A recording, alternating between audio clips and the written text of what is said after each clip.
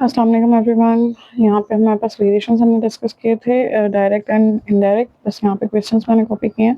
इसके बाद हम कंटिन्यू कर रहे हैं। सही है। क्वेश्चन हमारे पास यहाँ पे है, given that A varies directly. A हमारे पास जो है वो डायरेक्टली प्रोपोर्शनल है। सही, दोनों साथ साथ बढ़ रहे हैं। किसके साथ बढ़ रहा है? स्क्वायर ऑफ आर, आर के स्क्वायर के साथ। तो अब इसको हमने क्या डिस्कस किया था कि इस तरह से लिखा जाता है। This is the symbol that is for proportionality हम लिखते हैं। तो यहाँ पे ए हमारे पास जो है वो डायरेक्टली बढ़ रहा है, तो इसको इस तरह लिखा जाएगा। इन्वर्सली होता तो ऐसे लिखा जाता। तो अब यहाँ पे ए किसके साथ बढ़ रहा है? रेडियस के साथ, और रेडियस के स्क्वायर के साथ। तो यहाँ पे स्क्वायर आएगा। अब we can not solve this, तो इसको इक्वेशन में चेंज करना पड़ेगा। तो यहाँ इज इक्वल टू आएगा। जब इज इक्वल टू आएगा तो यहाँ पे कॉन्सेप्ट ऑफ प्रोपोर्शनैलिटी के भी आएगा। राइट। अब इसके अंदर यहाँ पे हमारे पास उन्होंने वैल्यूज हमें दी हैं। राइट। उन्होंने हमें कहा है कि ए की वैल्यू ये है, जब आर की वैल्यू ये है। तो हम यहाँ पे इन वैल्यूज को क्या कर देते हैं? पुट कर देते हैं। ठीक है। तो हमने यहाँ पर लिखा कि a is equal to 1782/7 when r is equal to 9। तो a की जगह यहाँ पे आ गया 1782/7, k की जगह k, और r की जगह हमारे पास आ गया 9। r पे स्क्वायर है तो ये स्क्वायर हो गया।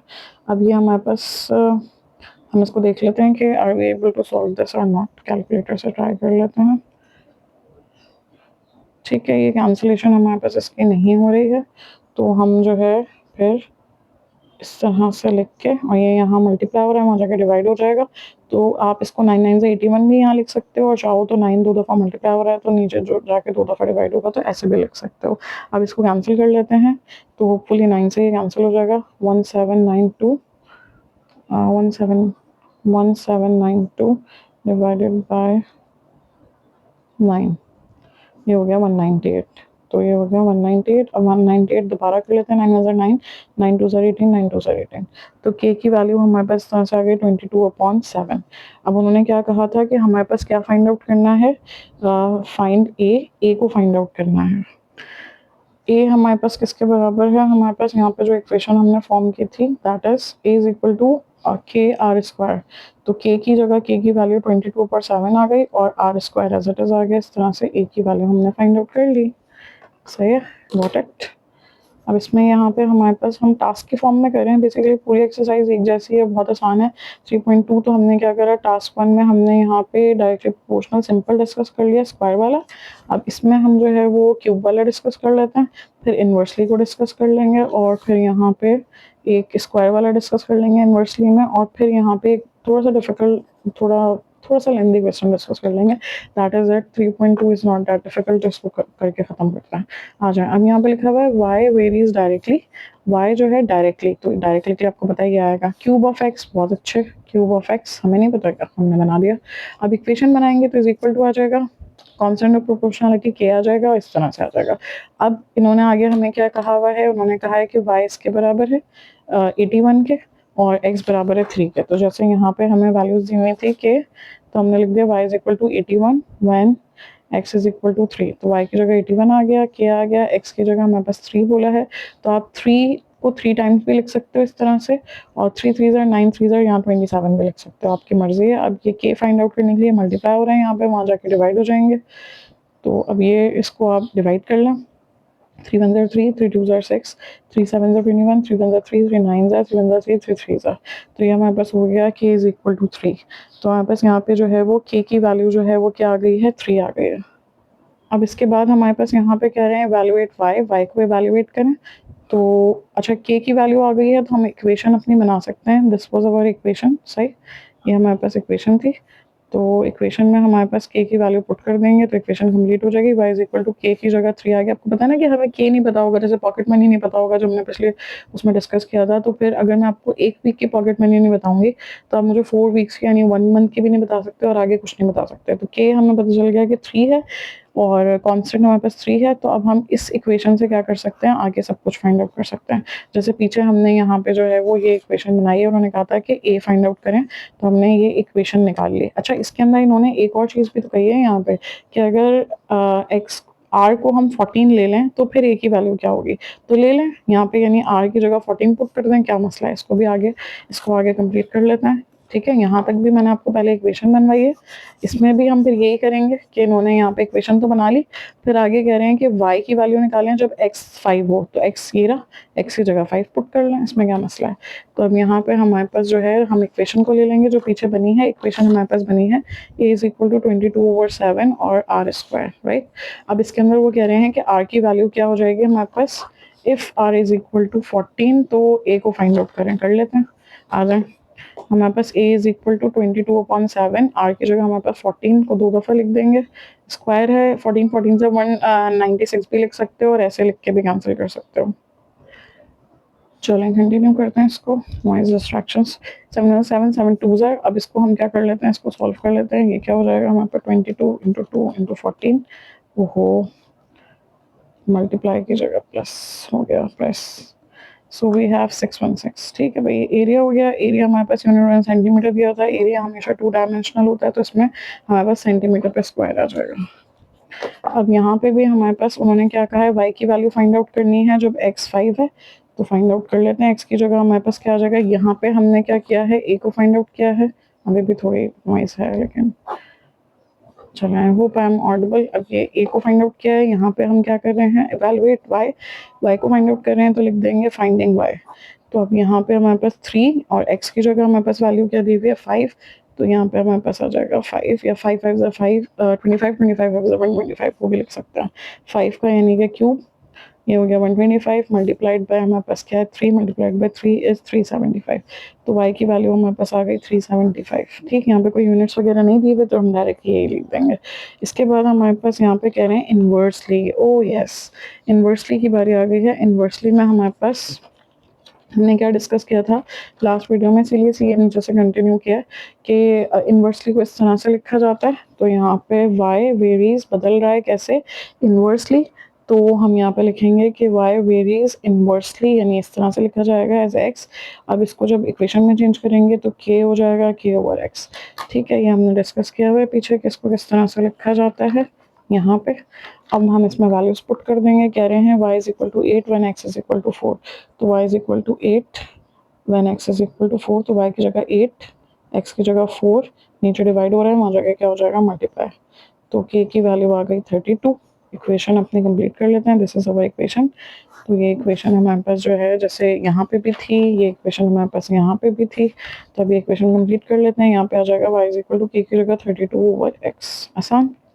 कह रहे हैं y को फाइंड आउट करें, बिल्कुल कर लेते हैं। कह रहे हैं जब x अगर क्या हो 16 हो, तो हम लिख देंगे फाइंडिंग y को फाइंड आउट कर रहे हैं, और 32 और x की जगह आ गया हमारे पास, x की जगह क्या है 16, 16 1 16 2 y is equal to 2, as simple as that. बहुत आसान क्वेश्चन है। अच्छा, अब इसके बाद हमारे पास यहाँ पे जो है कोई इतना मुश्किल नहीं है। कह रहे हैं y is inversely proportional to 1/x square, खुद ही दिया हुआ है, तो यहाँ पे हम जो है इसको ऐसे करके इक्वेशन बना लेंगे और सॉल्व कर लेंगे। क्या कह रहे हैं कि y is equal to 16 when x is equal to 5, तो y की जगह आ जाएगा 16 और x की जगह आ जाएगा हमारे पास ये k है। Sorry for the noise distraction. यहाँ पे हमारे पास थोड़े से कंफ्यूज जाते हैं, सब थोड़ा सा शोर हो जाता है, होप आई एम ऑडिबल। अच्छा, अब यहाँ पे हमारे पास x की जगह क्या है 5 है, तो ये k अपनी जगह पे, x का स्क्वायर है तो 5 का स्क्वायर 5025 हो जाएगा। अब ये नीचे डिवाइड हो रहा है, वहाँ जाके क्या हो जाएगा मल्टीप्लाई, तो इस तरह से k की वैल्यू निकल के आ जाएगी। अब ये क्या हो जाएगा 16 इंटू 25 इज 400, तो हमारे पास k की वैल्यू 400 आ गई। इक्वेशन हमारे पास ये है, इक्वेशन क्या बन जाएगी, y is equal to 400/x square. अब आगे कह रहे हैं x की वैल्यू फाइंड आउट करें जब y हमारे पास कितना है 100, तो y की जगह यहाँ पे क्या आ जाएगा 100। क्या कर रहे हैं हम लोग, फाइंडिंग x, तो यहाँ लिख दिया हमने। ठीक है भाई, अब फाइंडिंग x हम कर लेते हैं। यहाँ पे कैसे करके होगा, y की जगह 100 आ गया, यहाँ 400 आ गया, x स्क्वायर आ गया। अब ये नीचे डिवाइड हो रहा है, वहाँ जाके क्या हो जाएगा मल्टीप्लाई। अब ये 100 यहाँ x से मल्टीप्लाई हो रहा है, यानी x वहाँ चला गया, तो ये 100 मल्टीप्लाई हो रहा है, वहाँ जाके क्या हो जाएगा डिवाइड, 2 0 से 2 0 cancel, x square is equal to यहाँ पे 4 आ गया। अब जब हमारे पास यहाँ पे 4 आ गया, तो ज़ाहिर है हमें तो x की वैल्यू चाहिए, फाइंड x स्क्वायर नहीं चाहिए। तो जब भी हमें जो है वो स्क्वायर खत्म करना होता है, तो हम क्या करते हैं, रूट लेते हैं। तो हम लिखेंगे taking root on both sides. Equation का रूल है, जो भी करते हैं दोनों साइड्स पे करते हैं। तो ये हमारे पास रूट आ गया, ये कैंसिल हो गया, रूट की वैल्यू 1/2 होती है, तो 1/2 और x कैंसिल हो गया, और जब रूट में से ये बाहर आएगा तो प्लस माइनस का 2, तो हमारे पास वैल्यू आ गई x की, दो वैल्यूज आ गई, एक प्लस में एक माइनस में। सिंपल। अच्छा, अब ये लास्ट क्वेश्चन है हमारे पास, इसको भी कर लेते हैं। यहाँ पे बस ये है कि क्यूब में वैल्यू दी हुई है और इन्वर्सली प्रोपोर्शनल है। जैसे हमने क्यूब में एक वैल्यू उसमें की थी डायरेक्टली, में एक इसमें भी कर लेते हैं। ठीक है, इसको कर लेते हैं पहले। यहाँ पे हमने इसको लिख लिया। अब जब इसको इक्वेशन बनाओगे तो ये k over n is to the power 3 हो जाएगा। m की वैल्यू 2 दी हुई है, 2 आ गया, और n की वैल्यू 4 है, तो यहाँ पे 4 का क्यूब करेंगे तो 4 4 जा 16, 16 4 जा 64। अब ये नीचे डिवाइड हो रहा है, वहाँ जाके क्या हो जाएगा, मल्टीप्लाई। सही। अब इसको मल्टीप्लाई कर लेते हैं, 2 4 जा 8, 2 6 जा 12, तो k की वैल्यू हमारे पास आ गई 128। इक्वेशन बना लेते हैं। इक्वेशन हमारे पास ये है, इक्वेशन हो जाएगी हमारे पास m is equal to k की जगह 128 ओवर n क्यूब। ये हमारे पास इक्वेशन हो गई। अब यहाँ पे दो चीज़ें बोली हैं उन्होंने, ठीक है, इसलिए मैंने ये दो पोर्शंस बनाए। पहले कह रहे हैं find m, m find out करें, फिर कह रहे हैं जब n जो है वो 6 हो, फिर कह रहे हैं find n, n find out करें when m is equal to m ये हो। कोई नहीं, अभी कर लेता। ये हो जाएगा हमारे पास फाइंडिंग, पहले हो जाएगा m, फिर हो जाएगा फाइंडिंग n। फाइंडिंग नीमो कर सकते हैं तो ये नहीं कर सकते, आप लोग वो कर सकते हैं तो ये भी कर सकते हैं, आ जाए। हम फाइंड आउट करना है तो n की वैल्यू कितनी है, 6, तो हमारे पास यहाँ पे n की वैल्यू 6 है, तो n की जगह 6 आ जाएगा, लेकिन इस पे क्यूब है तो 6 6 6 ऐसे भी लिख सकते हो और 216 भी लिख सकते हो। 6 इंटू 6 36, 36 इंटू 6 216। अब इसको कैंसिल कर लेते हैं, ऐसे कैंसिलेशन में आसानी हो जाएगी, तो ऐसे कैंसिल कर लेते हैं। 2 3 जार 6, 2 6 जार 12, 2 4 जार 8, राइट।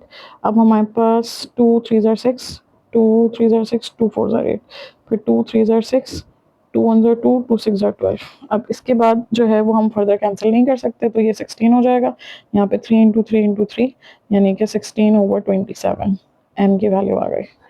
अब n को कैसे फाइंड आउट करेंगे, इक्वेशन में m की वैल्यू क्या दी हुई है, 432, तो ये हमारे पास इक्वेशन है। चाहे तो कॉपी कर लें, चाहे तो डायरेक्ट लिखते हैं, m की जगह आ जाएगा 432 और 128, और n हमें क्या करना है, फाइंड आउट करना है। नीचे डिवाइड हो रहा है, वहाँ जाके मल्टीप्लाई हो जाएगा 432 के पास, इस तरह से। सही। अब ये हमारे पास जो है यहाँ मल्टीप्लाई हो रहा है, वहाँ जाके डिवाइड हो जाएगा 432। नीचे बड़ा नंबर है, क्या ख्याल है, जो आपको ट्रिक बताई थी वो कर लेते हैं। 128 और इसको हमने 432 से सॉल्व किया, तो ये आ गया 8 ओवर 27 डायरेक्ट। क्या बात है, इसी से कर लिया हमने। अब आपको इतना आइडिया होगा, बिल्कुल होगा, और यू आर स्मार्ट पीपल, कि यहाँ पे हमारे पास जब स्क्वायर ख़त्म करना था अभी हमने, तो क्या किया था, स्क्वायर रूट लिया था। तो क्यूब ख़त्म करना है, oh yes you are right, तो क्या करेंगे, क्यूब रूट लेंगे। तो यहाँ पे हो जाएगा taking cube root on both sides, both sides पे क्यूब रूट आ जाएगा, तो दोनों पे क्यूब रूट आ गया। क्यूब रूट कैसे लिया जाएगा कि ये कैंसिल हो गया, तो यहाँ से n की वैल्यू हमारे पास बाहर आ जाएगी ऑब्वियसली, तो ये हो जाएगा n इज इक्वल टू, और यहाँ से क्या होगा, तो 8 हमारे पास किसका क्यूब होता है। अगर आपको नहीं पता तो कैलकुलेटर पे भी आप फाइंड आउट कर सकते हैं, वैसे 2 का होता है, 2 इंटू 2 इंटू 2, 2 को 3 टाइम्स मल्टीप्लाई करते हैं तो 8 आता है। लेकिन अगर आपको नहीं पता तो ये शिफ्ट के साथ आप ये प्रेस करेंगे, ठीक है, ये वाला बटन, तो आपके पास क्यूब रूट आ जाएगा, इसमें आप 8 लिख दोगे तो ये आ गया 2। ठीक है, और अगर 27 भी नहीं पता, वो 3 का होता है, तो उसमें भी आप ये करोगे, यहाँ पे 27 लिख दोगे तो यू विल गेट 3, तो ये 2 और 3 जो है आपके पास आंसर हो गया। स्क्वायर रूट में प्लस माइनस साइन आती है, इसमें नहीं आती। So that is the end of हमारे पास डायरेक्ट और इनवर्स प्रोपोर्शन हमने कर लिए। अब हमारे पास जो नेक्स्ट टॉपिक है 3.3 में और वेरिएशंस में हमारे पास जो टॉपिक है ये बड़े मज़े का है। ये हमारे पास होते हैं, इसमें कहते हैं finding third, fourth, mean and continued proportion. तो इसको कैसे फाइंड आउट किया जाता है, कैसे होता है, एक्सरसाइज 3.3 वेरिएशंस के टॉपिक है, तो इसको हम फिर इंशाल्लाह अगले एक्सरसाइज में कवर करेंगे इंशाल्लाह।